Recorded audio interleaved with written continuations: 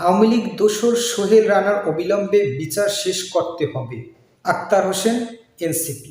এদেশের মানুষ খেটে খাওয়া শ্রমিক মানুষ, দুর্ভাগ্য হলেও তারা কর্মসংস্থানে নিরাপদ নয়।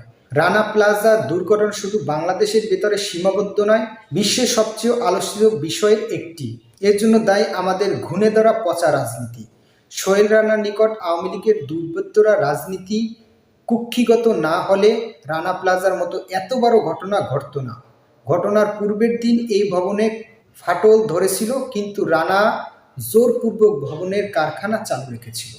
2013 সালে যে রানা প্লাজায় যে দুর্ঘটনার শিকার হয়, যাতে প্রায় 1200+ মানুষ মারা যান, কিন্তু এর একটা নির্দিষ্ট বিচার যা বিগত সরকার করতে পারেনি। বর্তমান সরকার এই বিষয়ে ততটা মনোযোগী নয়, কিন্তু এর একটা সমাধান করা উচিত।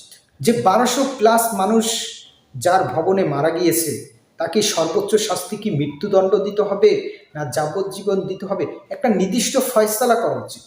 আক্তার হোসেন যা বলেছেন যে এদেশের মানুষ খেটে খাওয়া মানুষ, শ্রমিক মানুষ, দুর্ভাগ্য হলো তারা কর্মস্থলে নিরাপদ নয়। আসলে বাংলাদেশে যে খেটে খাওয়া মানুষ, শ্রমিক মানুষ, তাদের যে দুর্ভাগ্য, আসলে এই দুর্ভাগ্যের পিছনে দায়ী কি? বাংলাদেশের সুশীল সমাজ। বাংলাদেশের সুশীল সমাজের কারণে বাংলাদেশের মানুষের এই সমস্যা। কারণ এই সুশীল সমাজ কোনো না কোনোভাবে কোনো দেশের দালালি ছাড়া তারা কিছু বোঝে না। তার ব্যক্তি স্বার্থের জন্য অথবা দলের স্বার্থের জন্য হয় ভারতের দালালি করবে, অথবা আমেরিকার দালালি করবে, অথবা চীনের দালালি করবে। কোনো না কোনোভাবে দালালি করবে।